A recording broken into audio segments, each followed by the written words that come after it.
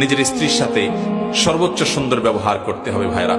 আল্লাহ বলেছেন ওয়াশিরুহুন্না বিল মারুফ, তাদের সাথে সুন্দর আচরণ করো।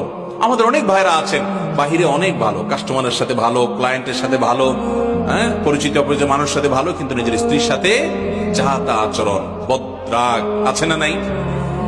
বেচারের উপরে যত রকমের টর্চার, অবিচার, গালমন্দ, বাজে কথা ঘরে ঘরে। অনেক লোক আছে বাহিরে অনেক সভ্য ভদ্র, ওনাকে মানুষ অনেক ভালো জানে, কিন্তু ওনার বউ জানে ওনার চরিত্রের হাল কি, ঠিক না? এই জন্য নবী করিম সাল্লাল্লাহু আলাইহি ওয়াসাল্লাম বলেছেন যে খায়রুকুম খায়রুকুম লিআহলি ওয়া আনা খায়রুকুম লিআহলি। তিনি বলেছেন তোমাদের মধ্যে সবচেয়ে ভালো মানুষ কে? এই মাহফিলের মধ্যে সবচেয়ে ভালো মানুষ কে?